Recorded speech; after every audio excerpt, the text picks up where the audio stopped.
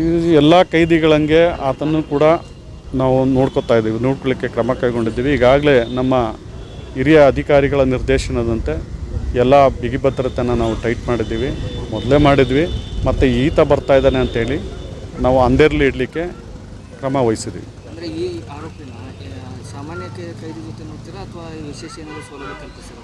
No, ಅಂಥ ಯಾವ ಸೌಲಭ್ಯನೂ ನಾವು ಕಲ್ಪಿಸೋದಿಲ್ಲ. ಸಾಮಾನ್ಯ ಕೈದಿಯಂಗೆ ನಾವು ಅವತ್ತನ್ನು ಟ್ರೀಟ್ ಮಾಡ್ತೀವಿ. ಈ CC ಕ್ಯಾಮ್ರಾ ಎಲ್ಲ ಯಾವ ರೀತಿ ವರ್ಕ್ ಆಗುತ್ತೆ? CCTVಗಳೆಲ್ಲ ಇದೆ, ಅಲ್ಲಿ ಆ ವಿಭಾಗದಲ್ಲಿದೆ.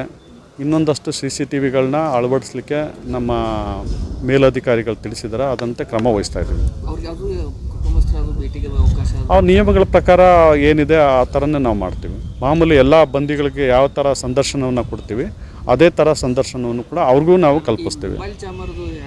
ಈ ಮೊಬೈಲ್ ಜಾಮರ್ 2G ಇದೆ, ಅದು ವರ್ಕ್ ಆಗ್ತಾ ಇಲ್ಲ. ಹೊಸದಾಗಿ ನಮ್ಮ DGP ಮೇಡಮ್ರವರು ಆದೇಶ ಕೊಟ್ಟಿದ್ದಾರೆ.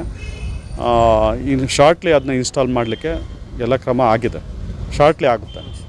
Thank you.